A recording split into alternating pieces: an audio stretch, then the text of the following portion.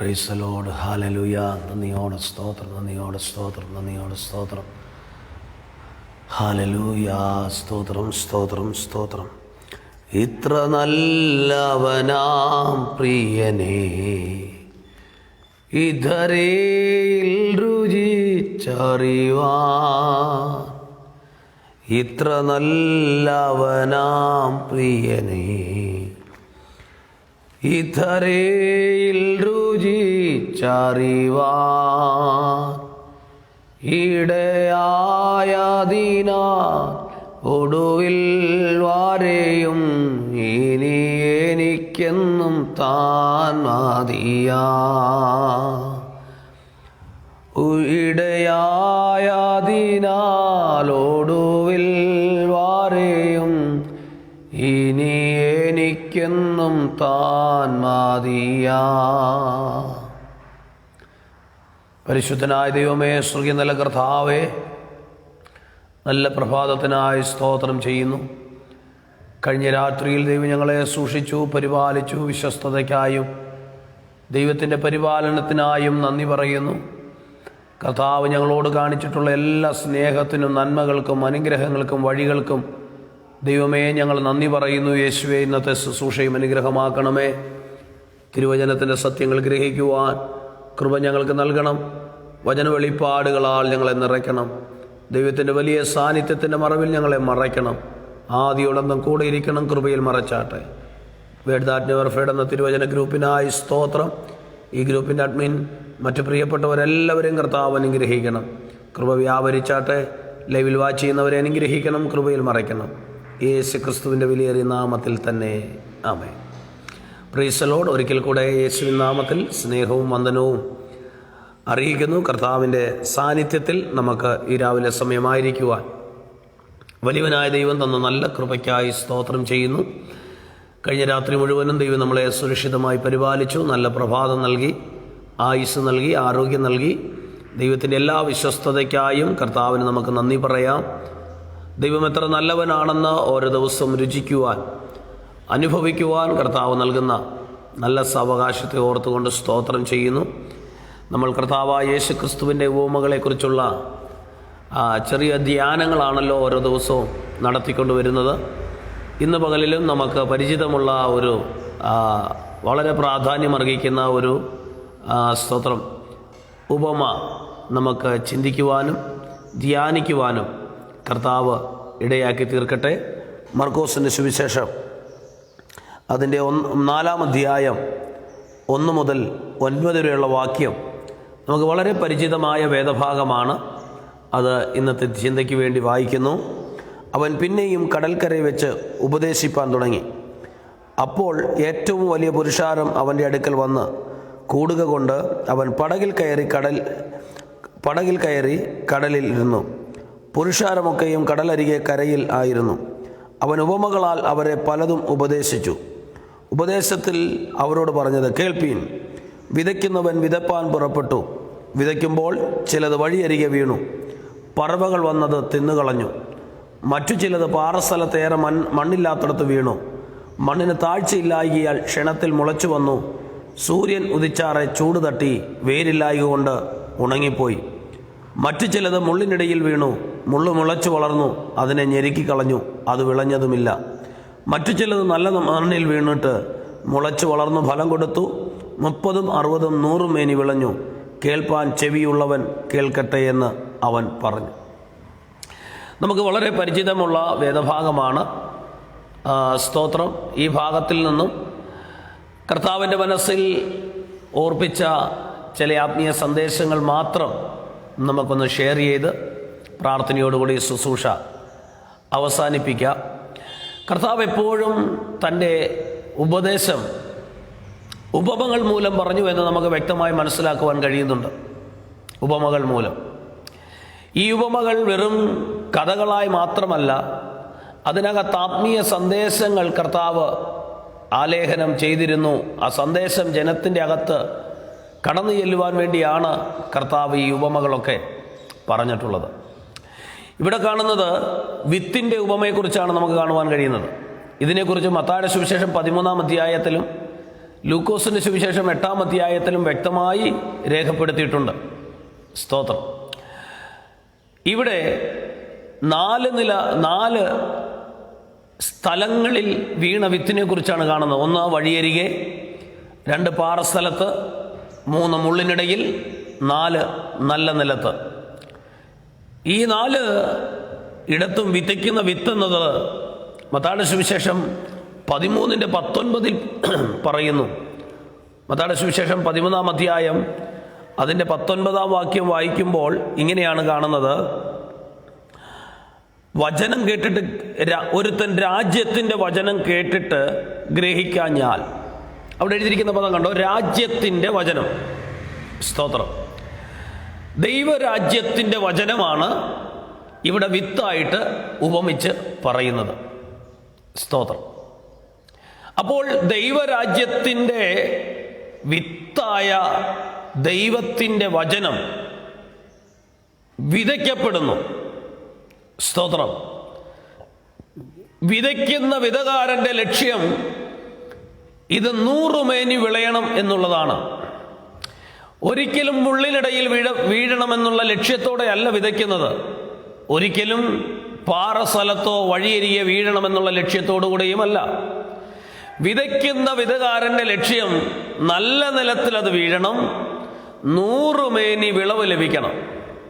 അതാണ് വിതകാരൻ്റെ ലക്ഷ്യം.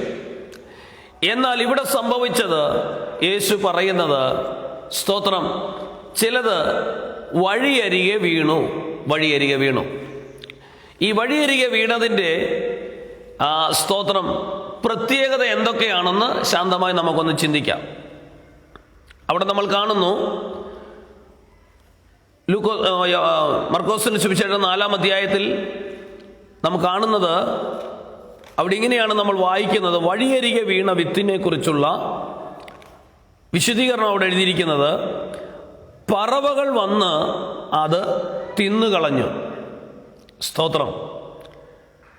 പറവകൾ വന്നത് തിന്നുകളഞ്ഞു. ലൂക്കോസിന്റെ സുവിശേഷം 8:12 പറയുന്നത് ഇതിനെക്കുറിച്ചുള്ളൊരു വിശദീകരണം അവിടെ കൊടുത്തിട്ടുണ്ട്. ഒന്ന് വായിക്കുന്നു. ലൂക്കോസ് 8:12.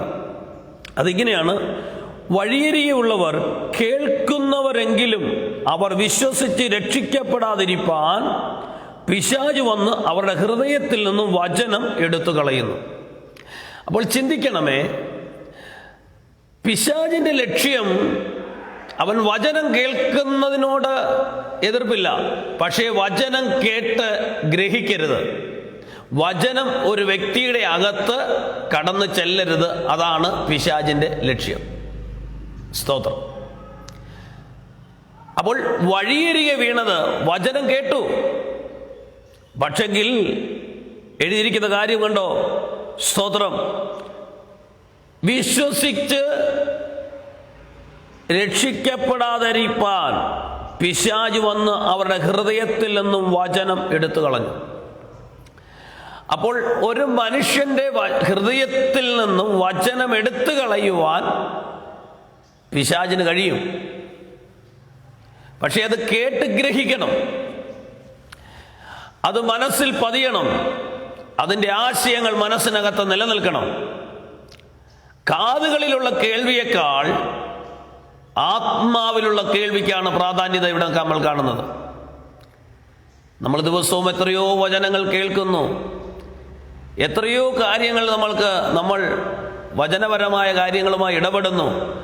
പക്ഷെ അതിലെത്ര കാര്യങ്ങൾ നമ്മുടെ മനസ്സിൽ രൂപാന്തരമായി ഭവിക്കുന്നുണ്ടെന്നുള്ളത് നമ്മൾ ചിന്തിക്കേണ്ടുന്ന ചിന്തനീയമായ അനുഭവമാണ്. വചനം കേട്ടിട്ട് അതവൻ്റെ ഹൃദയത്തിൽ നിന്നും പറവ കൊത്തിക്കൊണ്ടു പോകുന്നത് പോലെ പിശാച വചനത്തിൻ്റെ ഫലം നമ്മിൽ വെളിപ്പെടുത്താതെ എടുത്തു മാറ്റുന്നു. അങ്ങനെയെങ്കിൽ ഇതിനകത്തുനിന്നൊരു സന്ദേശം ഞാൻ പറയാം. വചനം വചനത്തിൻ്റെ ഫലം ചെയ്തിരിക്കും. സ്തോത്രം. വചനം നമ്മുടെ ഉള്ളിൽ പ്രവേശിച്ചാൽ, വചനത്തെ നമ്മൾ വിശ്വസിച്ചാൽ, ആ വിശ്വാസത്തിന്റെ പ്രവൃത്തി നമ്മിൽ വെളിപ്പെട്ടാൽ വചനം വചനത്തിന്റെ പ്രവൃത്തി ചെയ്യുക തന്നെ ചെയ്യും. വചനം നമ്മളിൽ ക്രിയ ചെയ്യാതിരിക്കുവാൻ വേണ്ടിയാണ് വചനം വിത്തായി കിടക്കുമ്പോൾ തന്നെ പിശാച് വന്ന് വചനത്തെ നമ്മുടെ മനസ്സിൽ നിന്നും എടുത്തു മാറ്റുന്നത്, പറവ കൊത്തിക്കൊണ്ടു പോകുന്നത്. ഒരു കാര്യം ഞാൻ പറയാം, വചനം വിശ്വാസമായി പരിണമിച്ചാൽ പിശാചിന് അതിനെ എടുക്കാൻ പറ്റത്തില്ല. ഞാനതിൻ്റെ ഇവിടെ പറഞ്ഞ ഉപമയുടെ ബന്ധത്തിൽ ഞാൻ പറയാം. ഒരു വിത്തായിരിക്കുമ്പോൾ ഒരു പറവയ്ക്ക് എടുത്തോണ്ട് പോകാം. എന്നാൽ അതൊരു ചെടിയായി വളർന്നു കഴിഞ്ഞാൽ പിന്നെ പറവയ്ക്ക് അതിനെ എടുക്കാൻ കഴിയത്തില്ല. അങ്ങനെയെങ്കിൽ യേശു ഈ പറഞ്ഞ ഉപമയിൽ ഒന്നാമത്തെ ഭാഗം എന്നുള്ളത് പിശാചിനെ പറവയ്ക്ക് തുല്യമാക്കിയാ പറഞ്ഞേക്കുന്നത്. എന്ന് പറഞ്ഞാൽ പ്രാരംഭത്തിൽ നശിപ്പിക്കാൻ മാത്രമേ പിശാചിന് കഴിയത്തുള്ളൂ. വളർന്നു കഴിഞ്ഞാൽ അതിനെ തൊടുവാൻ പിശാചിന് കഴിയത്തില്ല. അതിന്റെ ഫലത്തെ നിഷ്ഫലമാക്കാൻ കഴിയത്തില്ല. അതിന്റെ വളർച്ചയെ പിശാചിന് തടയാൻ കഴിയത്തില്ല. അങ്ങനെയെങ്കിൽ ഇന്ന് രാവിലെ സമയം ശബ്ദം കേൾക്കുന്ന പ്രിയപ്പെട്ടവരെ, ദൈവത്തിൽ നിന്നും പ്രാപിക്കുന്ന ദൈവത്തിന്റെ വചനത്തിന്റെ ശക്തി നമ്മിൽ വെളിപ്പെടുമ്പോൾ തന്നെ ആ വചനത്തെ നമ്മിൽ നിന്നും എടുത്തു മാറ്റുവാൻ പറവയ്ക്ക് സമാനമായി പിശാച് പലപ്പോഴും കടന്നു വന്നെന്ന് വരാം. സ്തോത്രം. എന്നാൽ ആ പറവ നല്ല നിലത്ത് വീണ വിത്തിനെ തൊടത്തില്ല കേട്ടോ. ഇതാണ് മനസ്സിന്റെ സ്തോത്രം അവസ്ഥയെ കാണിക്കുന്നത്. നല്ല നിലത്തിൽ വീണതിനെ തൊടത്തില്ല, തൊടാൻ കഴിയത്തില്ല. പക്ഷേ അത് വഴിസ്ഥലത്ത് വീഴുന്നതിന് തുല്യമായി ഒരുക്കപ്പെടാത്ത, താല്പര്യമില്ലാത്ത, ഉത്സാഹമില്ലാത്ത ഒരു സ്തോത്രം നിലവാരത്തിലാണ് ആ വചനം വീഴുന്നതെങ്കിൽ, അത് നമ്മിൽ വിശ്വാസമായി പരിണമിക്കാതെ വചനം നിലനിൽക്കുന്നെങ്കിൽ ആ വചനത്തിന്റെ ശക്തി നമുക്ക് അനുഭവിക്കാൻ കഴിയത്തില്ല. പിശാച് അതിനെ നമ്മിൽ നിന്നും എടുത്തു മാറ്റും. ശ്രദ്ധിക്കണമേ, വിത്തിനെ വഴിയരികിൽ വീഴുമ്പോൾ പറവയ്ക്ക് സമാനമായി വചനത്തിന്റെ ശക്തി നമ്മിൽ നിന്നും എടുത്തു കളയുവാൻ, നമ്മിൽ അത് വിശ്വാസമായി പരിണമിക്കാതിരിക്കുവാൻ, വിശ്വാസമായി പരിണമിച്ചു കഴിഞ്ഞാൽ ഒരു കാര്യം ഉറപ്പുണ്ട്, മുള വന്നു കഴിഞ്ഞാൽ, അത് കിളിർത്തു തുടങ്ങിക്കഴിഞ്ഞാൽ, അത് വളരാൻ തുടങ്ങിക്കഴിഞ്ഞാൽ അതിനെ പിന്നീടൊന്നും ചെയ്യാൻ കഴിയത്തില്ല. സ്തോത്രം. അതുകൊണ്ടാണല്ലോ തിരുവചനത്തിൽ നമ്മൾ കാണുന്നത്, മോശയുടെ ജനനത്തിങ്കിലും യേശുവിന്റെ ജനനത്തിങ്കിലും പ്രാരംഭത്തിൽ തന്നെ തകർത്ത് കളയുവാൻ പിശാച് പദ്ധതിയുമായി ഒരുക്കിക്കൊണ്ടുവന്നത്. ഞാനൊരു സന്ദേശം ഇതിനകത്തൊന്നും ആത്മീയമായി സംസാരിക്കട്ടെ. ജീവിതത്തിൽ പ്രാപിച്ച ലക്ഷ്യങ്ങൾക്കും ദർശനങ്ങൾക്കും ശുശ്രൂഷാപരമായ വെളിപ്പാടുകൾക്കും എതിരെ പ്രാരംഭത്തിൽ തന്നെ നശിപ്പിച്ചു കളയുവാൻ, വളരുന്നതിന് മുമ്പേ തന്നെ അതിനെ മുടിച്ചു കളയുവാൻ, വന്നു വീഴുന്നതിന് മുമ്പ് തന്നെ ആ വിത്തിനെ ജീവിതത്തിൽ നിന്നും എടുത്തു മാറ്റിക്കളയുവാൻ ഒരു പറവയെ പോലെ ചിറകടിച്ച് നടക്കുന്ന, സ്തോത്രം, അല്ലെങ്കിൽ അതിന് തുല്യമായി നടക്കുന്ന, വചനം പറയുന്നത് പോലെ ആരെ വിഴുങ്ങേണ്ടു എന്നും നോക്കി സ്തോത്രം തിരിയുന്ന ദുഷ്ടപിശാചിന്റെ ശക്തിയുണ്ട്. അതിന്റെ നടുവിൽ നമ്മൾ ജാഗ്രതരായി, നമ്മൾ വീഴുന്ന വിത്ത് അത് കേട്ട് ഗ്രഹിക്കുന്നവരായി നമ്മൾ മാറണം. സ്തോത്രം. ഇവിടെ എഴുതിയിരിക്കുന്ന വാക്ക് ഞാൻ വീണ്ടും ഒന്ന് വായിക്കുന്നു. വഴിയരികെ ഉള്ളവർ കേൾക്കുന്നവരെങ്കിലും, അവർ കേൾക്കുന്നുണ്ട്, അതിനൊരു കുഴപ്പമില്ല, അവർ കേൾക്കുന്നുണ്ട്. പക്ഷേ കേട്ടിട്ട് അവരെന്ത് ചെയ്തില്ല? അവർ വിശ്വസിച്ച് രക്ഷിക്കപ്പെടാതിരിപ്പാൻ. അപ്പം വചനം എന്തിനാ കേൾക്കുന്നത്? വചനം എന്തിനാ കേൾക്കുന്നത്? വചനം കേട്ട് ആമേൻ പറഞ്ഞാൽ പോരാ, വചനം കേട്ട് സ്തോത്രം പറഞ്ഞാൽ പോരാ, വചനം കേട്ട് കൈയടിച്ചാൽ പോരാ. വചനം കേട്ട് എന്ത് ചെയ്യണം? ഗ്രഹിക്കണം. ഗ്രഹിക്കണം. അത് ചെയ്യരുതെന്നോ സ്തോത്രം പറയരുതെന്നോ ആമേൻ പറയരുതെന്നോ അല്ല അതിൻ്റെ അർത്ഥം. വചനം കേട്ട് നമ്മൾ അതിനെ ഗ്രഹിച്ച് വിശ്വാസമായി പരിണമിക്കണം. സ്തോത്രം. 12 വർഷം രക്തസ്രാവമുള്ള സ്ത്രീ യേശുവിനെ കുറിച്ച് കേട്ടിട്ട് അവിടെ ഹൃദയത്തിൽ അവൾ പറഞ്ഞു, അവന്റെ വസ്ത്രത്തിന്റെ തൊങ്ങലിലെങ്കിലും തൊട്ടാൽ ഞാൻ സൗഖ്യമാകുമെന്ന് അവൾ പറഞ്ഞു. കേട്ടോ, കേട്ടത് അവൾക്കുള്ളിൽ എന്തായി? വിശ്വാസമായി. സ്തോത്രം. ഇന്ന് രാവിലെ സമയം വചനങ്ങൾ നമ്മൾ ഒത്തിരി കേൾക്കുന്നുണ്ട്. വചനം വിത്തായി വീഴുന്നത് കൊണ്ട് കാര്യമായില്ല. അത് വിശ്വാസത്തിന്റെ തലത്തിലേക്ക് അത് വളരണം. വചനത്തിന്റെ ശക്തി നമ്മിൽ വളരുന്നില്ലെങ്കിൽ ഏത് സമയവും പറവ വന്ന് കുത്തിക്കൊണ്ടു പോകുന്നത് തുല്യമായി പിശാച് നമ്മിൽ നിന്ന് ആ വചനത്തിന്റെ ശക്തി എടുത്തു മാറ്റാം. സ്തോത്രം. യേശു പറഞ്ഞ ഉപമയുടെ അർത്ഥം അതല്ലേ? പക്ഷേ വചനം എന്താകണം? വിത്ത് എന്താകണം? അത് വളരണം. അത് വളരണം. അത് വിശ്വാസമായി മാറണം. അത് പ്രവൃത്തിയായി മാറണം. വിശ്വാസവും പ്രവൃത്തിയുമായി വചനം മാറിക്കഴിഞ്ഞാൽ അതിന്റെ വളർച്ചയെ ഒരു ശക്തിക്കും തൊടുവാൻ കഴിയത്തില്ല. ഈ രാവിലെ സമയം എന്നെ കേൾക്കുന്ന പ്രിയപ്പെട്ടവരെ, ദൈവത്തിൽ നിന്നും കേൾക്കുന്ന വചനത്തെ 100 വാഗ്ദത്തങ്ങൾ കേട്ടാലും അതിനകത്തേക്ക് നമുക്കൊരു വിശ്വാസം ആഴമായി പതിയുന്നില്ലെങ്കിൽ ആ വചനം നമ്മിൽ ഒരു പ്രവൃത്തിയും ചെയ്യാൻ സാധ്യതയില്ല. സ്തോത്രം. എന്നാൽ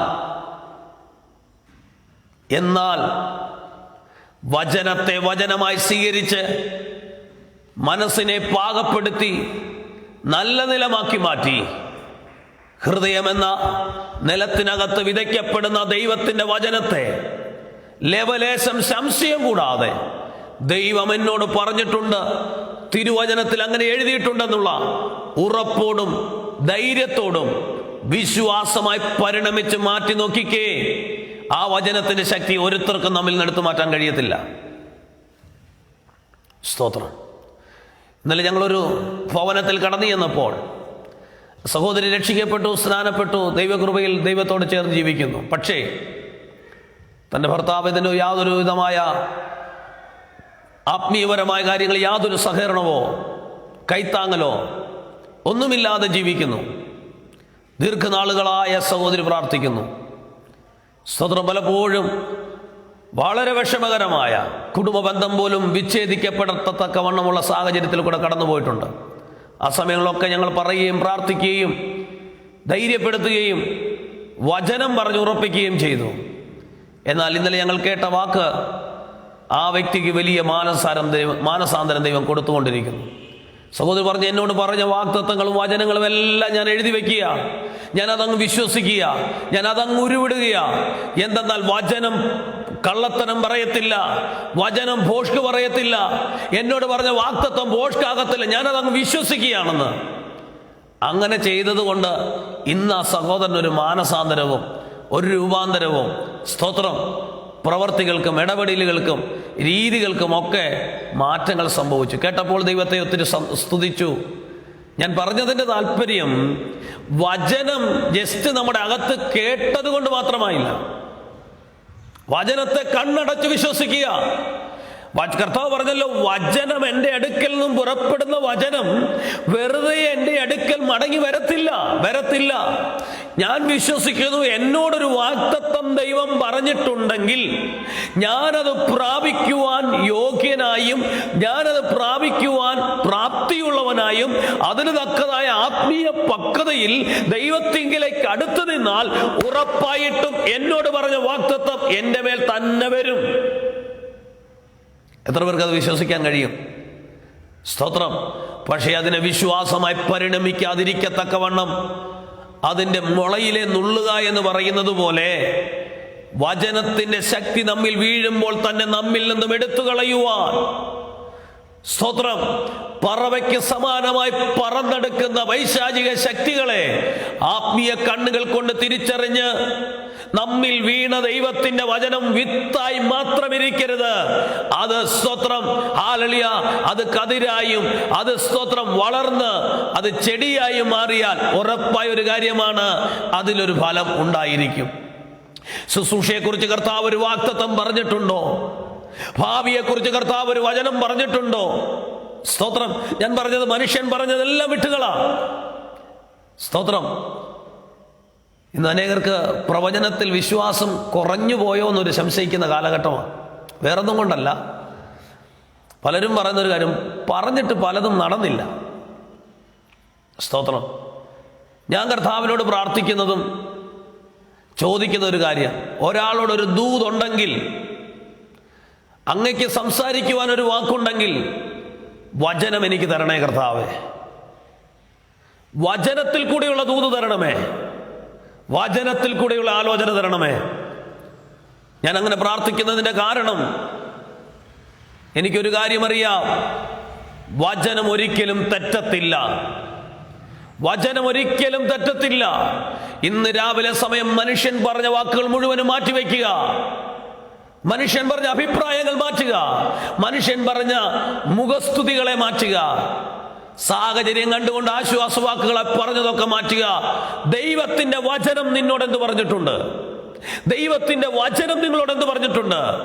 വചനം നിങ്ങളോട് എങ്ങനെ ഇടപെട്ടിട്ടുണ്ട്? ആ വചനത്തെ മുറുകെ പിടിച്ച് അത് വിശ്വാസമായി അകത്തൊന്ന് വ്യാപരിക്കട്ടെ, അതൊന്ന് നാം വിടട്ടെ, ആ വചനമൊന്ന് വളരട്ടെ, അതൊരു വലിയ വൃക്ഷമായി തീരട്ടെ. ഉറപ്പായും വാഗ്ദത്തങ്ങൾ നിറവേറുക തന്നെ ചെയ്യും, അതിന്റെ ഫലം നിറവേറുക തന്നെ ചെയ്യും. ഞാൻ പറയാം, വിത്തായി മാത്രം ഇരുന്നാൽ പറവയ്ക്ക് കൊത്തിക്കൊണ്ടുപോകാം, അതൊരു വൃക്ഷമായാൽ പറവയ്ക്ക് തൊടാൻ പറ്റത്തില്ല. ഹല്ലേലൂയ. ഇന്ന് പകൽ കേട്ട വചനങ്ങൾ നമ്മുടെ അകത്തൊന്ന് വിശ്വാസമായി പരിണമിക്കട്ടെ.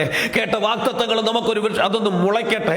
യെസ്, ഞാൻ വിശ്വസിക്കുന്നു കർത്താവേ, എന്നോട് പറഞ്ഞത്, ശുശ്രൂഷയോടുള്ള സംബന്ധിച്ച് പറഞ്ഞത്, സഭയെ സംബന്ധിച്ച് പറഞ്ഞത്, ഭാവിയെ സംബന്ധിച്ച് പറഞ്ഞത്, മക്കളെ സംബന്ധിച്ച് പറഞ്ഞത്, ശുശ്രൂഷയെ സംബന്ധിച്ച് പറഞ്ഞത്, ഹല്ലേലൂയ, ഭൗതിക മേഖലകളെ കുറിച്ച് പറഞ്ഞത് ഞാൻ വിശ്വസിക്കുന്നു. വചനത്തെ ഞാൻ വിശ്വസിക്കുന്നു. യേശുവിനെ, ഹല്ലേലൂയ, യേശുവിന്റെ വസ്ത്രത്തിന്റെ തൊങ്ങലിൽ തൊട്ടാൽ സൗഖ്യമുണ്ടെന്ന് വിശ്വസിച്ചവളെ പോലെ അവൾ വിശ്വസിച്ചിട്ട് വീട്ടിൽ ഇരുന്നില്ല, പ്രവൃത്തി ചെയ്തു. എന്നാ യേശുവിനെ വസ്ത്രത്തിൽ തൊങ്ങലി തൊടാം, സാഹചര്യം വരട്ടെ, അടുത്ത മാസം യേശു ഈ വഴി കൂടെ പോകുന്നുണ്ടല്ലോ, അന്നേരം ആകട്ടെ എന്നൊന്നും ചിന്തിച്ചിരുന്നില്ല. അങ്ങനെ ഇരുന്നിരുന്നെങ്കിൽ പറവ കൊത്തിക്കൊണ്ട് പോയാലും. ഞാൻ പറയുന്ന വചനത്തിൻ്റെ മേഖല മനസ്സിലാകുന്നുണ്ടെന്ന് വിശ്വസിക്കുന്നു. വചനത്തിൻ്റെ പ്രവൃത്തി നമ്മൾ ചെയ്യണം. സ്തോത്രം. വചനത്തിൻ്റെ പ്രവൃത്തി ചെയ്യണം. നിശ്ചയമായും നമ്മളോട് സംസാരിച്ചിട്ടുണ്ടെങ്കിൽ ധൈര്യപ്പെടണം. ദൈവം നമ്മളോടൊരു ദൂത് പറഞ്ഞിട്ടുണ്ടെങ്കിൽ പിന്നെ ആ വിഷയത്തെക്കുറിച്ച് നിരാശപ്പെടരുത്. ഹല്ലേലൂയ. പിന്നെ ആ വിഷയത്തെക്കുറിച്ച് നമ്മൾ നെടുവേർപ്പെടരുത്. ദൈവം നോക്കിക്കോളും. ആ വചനം നമ്മുടെ ഉള്ളിൽ വളരട്ടെ. സംഭവിക്കുന്ന എന്താണെന്ന് അറിയാമോ? നമ്മുടെ പ്രതികൂല സാഹചര്യങ്ങളിൽ ദൈവം നമുക്കൊരു വചനം തരും. അന്നേരം നമ്മളൊന്ന് സ്വീകരിക്കും. അന്നേരം അത് സ്തോത്രം പറഞ്ഞ് ആമേൻ പറഞ്ഞ് ഡയറിയിൽ കുറിച്ച് നമ്മൾ എടുക്കും. പക്ഷെ പിന്നീട് സാഹചര്യങ്ങൾ മാറുമ്പോൾ, അതിൻ്റെ പ്രവൃത്തിയിലേക്ക് എത്തപ്പെടാതിരിക്കുമ്പോൾ, സ്തോത്രം, അത് വചനം അവിടെ ക്രിയ ചെയ്യാതെ പോകുകയാണ്. അതാണ് രക്തസ്രാവക്കാരിയുടെ ജീവിതത്തിൽ സംഭവിച്ച ഏറ്റവും വലിയ അനുഗ്രഹം. അതാണ്. അവൾ യേശുവിനെ കുറിച്ചുള്ള വർത്തമാനം കേട്ടപ്പോൾ അവന്റെ വസ്ത്രത്തിന്റെ തൊങ്ങലിലെങ്കിലും തൊട്ടാൽ സൗഖ്യമാകുമെന്ന് വിശ്വസിച്ചു. വിശ്വസിച്ചവൾ വീട്ടിലിരുന്നില്ല. വിശ്വസിച്ചവൾ എന്ത് ചെയ്തു? അവൾ പോയി. അവിടെയാണ് ആ വിത്ത് വളർന്നത്. അവിടെയാണ് ആ വചനം അവളിൽ വളർന്നത്. അതുകൊണ്ടാണ് പിശാചിനത് എടുത്തുകൊണ്ട് പോകാൻ പറ്റാഞ്ഞത്. അവൾ പോകാതെ വീട്ടിലിരുന്നിരുന്നെങ്കിൽ എന്ത് ചെയ്യത്തില്ല? വചനം വളരത്തില്ല. പറവ കൊത്തിക്കൊണ്ടുപോകും. സ്തോത്രം. അവൾ ഉടനെ തന്നെ പുറപ്പെട്ടു. അവൾ പോയപ്പോൾ ആൾക്കൂട്ടത്തെ കണ്ടു. പോയേക്കാം, ഇത്ര ആൾക്കൂട്ടത്തിന് നടുവിൽ എങ്ങനെയാ പോയി തൊടുന്നേ? അത് നടക്കില്ല, ഇതൊന്നും നമുക്ക് പറഞ്ഞിട്ടുള്ള കാര്യമല്ല. 12 വർഷമായി, ഇനിയും ഇങ്ങനെ അങ്ങ് ജീവിച്ചങ്ങ് തീർക്കാം. ഇതൊന്നും എന്നെക്കൊണ്ട് സ്തോത്രം പറ്റുന്ന കാര്യമല്ല എന്ന് പറഞ്ഞ് അവൾ പിന്തിരിഞ്ഞിരുന്നെങ്കിൽ ആ വചനം അവളിൽ നിന്നും പിശാച് എടുത്തോണ്ട് പോകും. പക്ഷെ അവൾ ആൾക്കൂട്ടത്തെ സ്തോത്രം കാര്യമായി ഗണ്യമായി നോക്കിയില്ല. അവൾ പോയി യേശുവിന്റെ വസ്ത്രത്തിന്റെ തൊങ്ങലിൽ തൊട്ടു. ഉടനെ ആ വചനത്തിന്റെ ശക്തി അവളിൽ വളർന്നു. അവളിൽ ആ വിടുതൽ വ്യാപരിച്ചു. സ്തോത്രം. പഴയ നിയമകാലത്ത് നമുക്ക് പരിചിതമുള്ള ഒരു കുടുംബമാണല്ലോ ഏലിശ പ്രവാചകന്റെ ശിഷ്യനായ ദൈവഭക്തനായ മനുഷ്യന്റെ ഭാര്യയുടെ മക്കളുടെയും കാര്യം. ഭർത്താവ് മരിച്ചുപോയി. കടക്കാർ വന്ന് തങ്ങളുടെ 2 മക്കളെ പിടിച്ചുകൊണ്ട് പോകാൻ വന്നപ്പോൾ ആലയത്തിലേക്ക് ഓടി ഏലിശയുടെ അടുക്കൽ ചെന്ന് കാര്യം ബോധിപ്പിച്ചു. ഏലിശ പറഞ്ഞു, സ്തോത്രം, നിന്റെ വീട്ടിൽ എന്തുണ്ട്? ഒരു പാത്രം, ഒരു ഭരണി എണ്ണയുണ്ട്. അത് അയൽവക്കങ്ങളിൽ നിന്നും വെറും പാത്രം വാങ്ങി പകരുക എന്ന് പറഞ്ഞ ഒരു വിത്ത് അവളിൽ വീണു. അവൾ തിരികെ വീട്ടിൽ വന്നിട്ട് വീണ്ടും കടക്കാർ പലതും ആ സമയത്ത് സംസാരിച്ചിരിക്കാം. അവൾ വീട്ടിനകത്ത് കയറി മക്കളോട് പറഞ്ഞു, ഈ ഭരണിയിൽ എണ്ണ വെറും പാത്രത്തിൽ പകരാനാണ് നമ്മുടെ സ്തോത്രം പ്രവാചകനായ എലീശ പറഞ്ഞത്. നമ്മൾ എന്ത് ചെയ്യാം? അങ്ങനെ പറഞ്ഞിട്ട് എന്നോട് എടുക്കാനാ? ഒന്നും സംഭവിക്കുന്നില്ല, അതുകൊണ്ട് വേണ്ട, നമുക്ക് വെറും പാത്രം വാങ്ങണ്ട. നിങ്ങൾ തൽക്കാലം പോയി അവർ പറയുന്ന പോലെ അടിമ പോലെ ചെയ്തിട്ട് കടം തീർത്തിട്ട് നിങ്ങൾ തിരികെ വാ എന്ന് അവൾ പറഞ്ഞിരുന്നുവെങ്കിൽ ആ വചനം അവളിൽ വിശ്വാസമായി പരിണമിക്കാതെ പ്രവൃത്തിയായി വെളിപ്പെടാതിരുന്നെങ്കിൽ ഒരിക്കലും ആ വിടുതൽ അവൾ പ്രാപിക്കുവാൻ കഴിയത്തില്ല. ഞാൻ പറയുന്ന സന്ദേശം ഇതാണ്: കേൾക്കുന്ന വചനത്തെ പൂർണ്ണമായി വിശ്വസിക്കുക. മനുഷ്യൻ പറയുന്ന വാക്കിനെ വിശ്വസിക്കാൻ കഴിയാത്ത സാഹചര്യമാണെങ്കിൽ വിട്ടുകളയുക. പക്ഷേ വചനം എന്നോട് എന്ത് പറഞ്ഞിട്ടുണ്ട്? വചനം പ്രവചനദൂതായി എന്ത് പറഞ്ഞിട്ടുണ്ട്? വചനം ആത്മാവിന്റെ ധൈര്യമായി നമ്മിൽ എന്ത് പകർന്നിട്ടുണ്ട്? അതാണ് നമുക്ക് വലുത്. വചനം പറഞ്ഞെങ്കിൽ ആ വചനത്തെ പൂർണ്ണമായി വിശ്വസിക്കുക. പ്രവാചകന്റെ ശിഷ്യന്റെ ഭാര്യ, അവൾ വിശ്വസിച്ചു. പറവ ഇങ്ങനെ നോക്കി നിൽക്കുകയാണ്, ഇവളിൽ നിന്ന് എടുത്തു കളയുവാൻ. എലീശ പറഞ്ഞ വാക്ക് വചനം അവളിൽ നിന്നും എടുത്തു കളയാൻ അവർ നോക്കി നിൽക്കുകയാണ്. പക്ഷേ അവൾ അയൽവക്കത്തേക്ക് ഓടി വെറും പാത്രങ്ങൾ വാങ്ങി. എല്ലാവർക്കും ആശ്ചര്യമായി. വീട്ടിൽ കയറി, ആരോടും ഒന്നും പറഞ്ഞില്ല. വീട്ടിൽ കയറി കഥ കടച്ചു. ദൈവത്തിന്റെ ദൂത് പറഞ്ഞതുപോലെ തന്നെ വചനപ്രകാരം അവൾ പകരാൻ തുടങ്ങിയപ്പോൾ അവിടെ ജീവിതത്തിൽ നന്മയായി ഭവിച്ചു. അത് വളർന്നു, അത് വസ്ത്രം കിളിർത്തു, അത് പന്തലിച്ചു. അതിൽ നിമിത്തം അവൾ നന്മ അനുഭവിച്ചു. ഞാനൊരു സന്ദേശം പറയട്ടെ പ്രിയമുള്ളവരെ, നമ്മുടെ ജീവിതത്തിൽ വരുന്ന പ്രതികൂലത്തിന് സാഹചര്യങ്ങളുടെ നടുവിൽ കേൾക്കുന്ന വചനത്തെ നമ്മൾ മറക്കരുത്. കേൾക്കുന്ന വചനത്തിന്റെ ശക്തി നമ്മൾ മറക്കരുത്. വചനം നമ്മുടെ ഹൃദയത്തിനകത്തേക്ക് വീഴട്ടെ. പറവ കൊത്തിക്കൊണ്ടുപോകാൻ സാധ്യതയുണ്ട്. പറവ നമ്മിൽ നിന്നും എടുത്തു മാറ്റുവാൻ സാധ്യതയുണ്ട്. ഹല്ലേലൂയ. അതുകൊണ്ട് നമ്മുടെ നിലം സ്വതന്ത്രം. ഹല്ലേലൂയ. വഴിയരികെ. ഈ വഴിയുടെ പ്രത്യേകത എന്താണ്? പലരും നടന്നുപോയ പാതയാണ്. പലരും നടന്നുപോയ പാതയാണ്. തറച്ചു കിടക്കുന്ന പാതയാണ്. ഇതിനു മുമ്പ് നടന്നുപോയ പാതകളെ കുറിച്ചുള്ള സ്തോത്രം വേദനയുടെ അകത്ത് വിതയ്ക്കരുത്. പഴയതെല്ലാം ഇളക്കുക. പഴയ വേദനയും പഴയ നിരാശയും പഴയതായ എല്ലാം സ്തോത്രം ആ നിലത്തെ ഉഴുതുന്നത് പോലെ നമ്മുടെ മനസ്സിനെ ഒന്ന് ഉഴുതുവാൻ ഏൽപ്പിച്ചു കൊടുത്തേ. ഹല്ലേലൂയ. വഴിയരികിന്റെ പ്രത്യേകത, വഴിയരികെ മനുഷ്യൻ എപ്പോഴും നടന്നു പോകുന്നതാണ്. സ്തോത്രം. ആ വഴിയിൽ കാൽപാദം പതിച്ചതാണ്. ഹല്ലേലൂയ. അതൊരിക്കലും വളരത്തില്ല. പഴയതെല്ലാം ഒന്ന് കിളയ്ക്കാം, പഴയതെല്ലാം ഒന്ന് ചികയാം. സ്തോത്രം. എല്ലാറ്റിനെയും വേണ്ടാത്തതിനെയൊക്കെ പുറത്ത് കളഞ്ഞിട്ട് നല്ല പാകമായ നിലമായി വിശ്വാസത്തിന്റെ സ്തോത്രം ഹല്ലേലൂയ ഹൃദയം ആക്കി നമ്മുടെ മനസ്സിനെ മാറ്റാം. ഒരു കാര്യം ഉറപ്പുണ്ട്, അങ്ങനെയുള്ളിടത്ത് വിത്ത് വിതച്ചാൽ 100 മേനി കിട്ടും.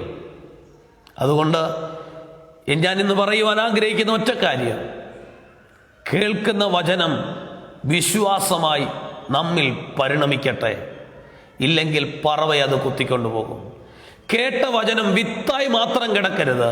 അത് മരമായി വളരട്ടെ, അത് ചെടിയായി വളരട്ടെ. സ്തോത്രം. അത് നമ്മുടെ അകത്ത് വളരട്ടത്. സ്തോത്രം. അതുകൊണ്ടല്ലേ എബ്രായ ലേഖനത്തിൽ പറയുന്ന 4-ാം അധ്യായത്തിൽ 3-ാം അധ്യായത്തിലൊക്കെ വ്യക്തമായി പറയുന്നു. സ്തോത്രം. ഇസ്രായേൽ അത് കേട്ടു. കേട്ടവർക്കത് വിശ്വാസമായി പരിണമിക്കാഞ്ഞതുകൊണ്ട് അവർക്കതിനാൽ യാതൊരു പ്രയോജനവും ഉണ്ടായില്ല. സ്തോത്രം. എന്തു ചെയ്തു? പറവ കൊത്തിക്കളഞ്ഞു.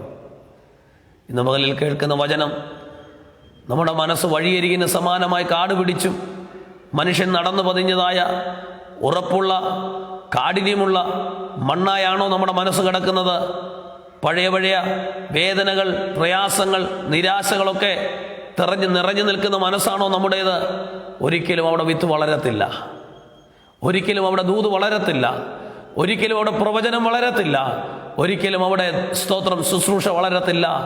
ചെയ്യേണ്ടത് നമ്മുടെ മനസ്സിനെ പാകപ്പെടുത്തുക, നമ്മുടെ മനസ്സിനെ ഇളക്കുക, നമ്മുടെ മനസ്സിനെ മാറ്റുക.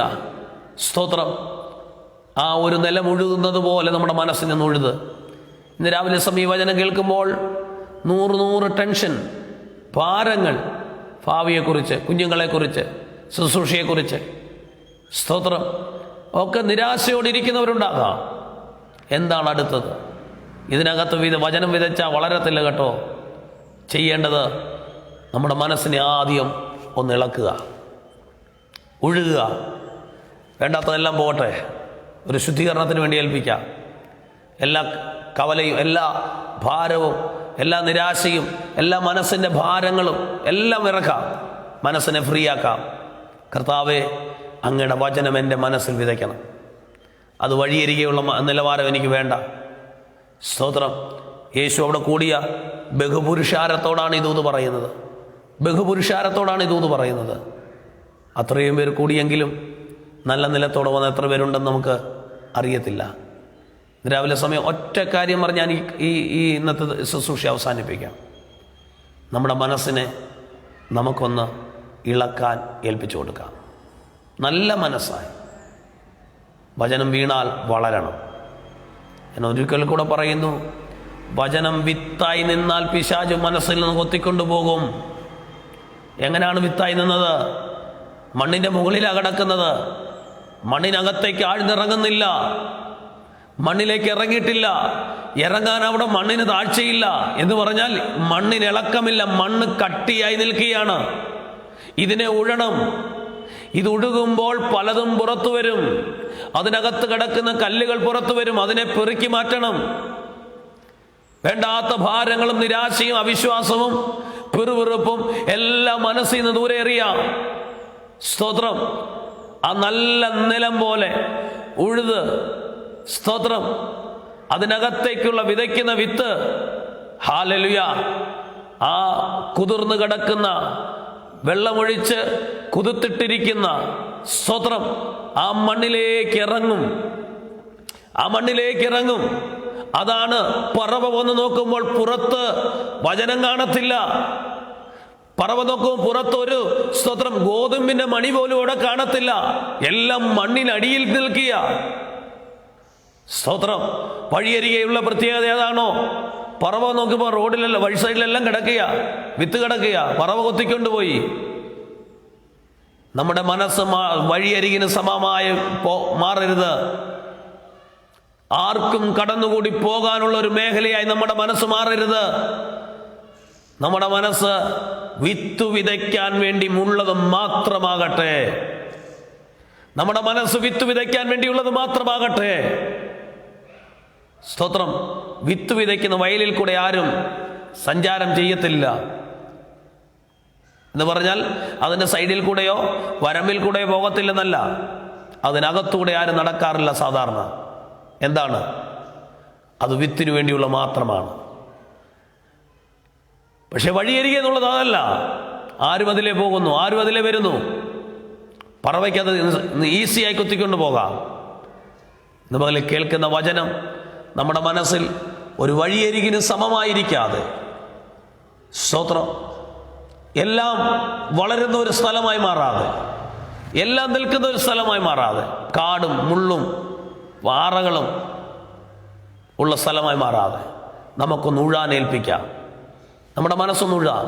എല്ലാ നിരാശകളും പുറത്തു പോട്ടെ, എല്ലാ സംശയങ്ങളും പുറത്തു പോകട്ടെ, എല്ലാ ഭാരങ്ങളും പുറത്തു പോകട്ടെ.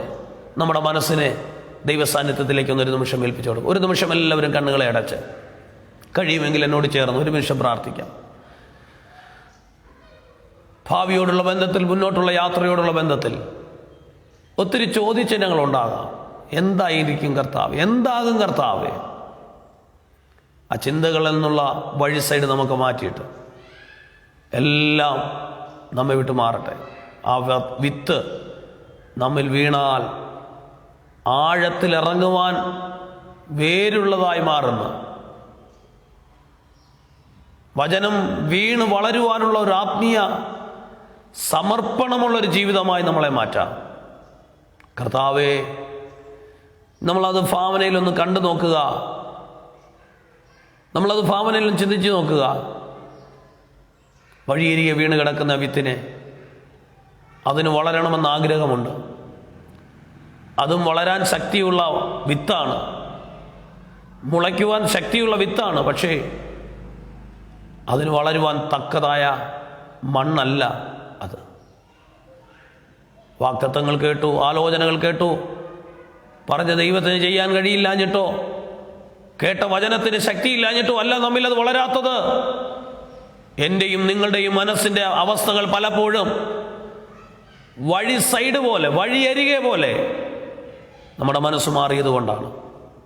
ദൈവത്തോട് പ്രാർത്ഥിക്കാൻ, കർത്താവേ എൻ്റെ മനസ്സിനെ നുഴണമേ, എൻ്റെ നിരാശകളെ മാറ്റണമേ, എന്നിൽ നിന്ന് വേണ്ടാത്ത സംശയങ്ങളെയും ഭാരങ്ങളെ എടുത്തു മാറ്റണമേ, എന്നിലുള്ള പാപങ്ങൾ കുറവുകളെ എടുത്തു മാറ്റണമേ, എൻ്റെ മനസ്സ് നല്ല നിലമായി മാറ്റണമേ, എൻ്റെ മനസ്സ് നല്ല നിലമായി മാറ്റണമേ.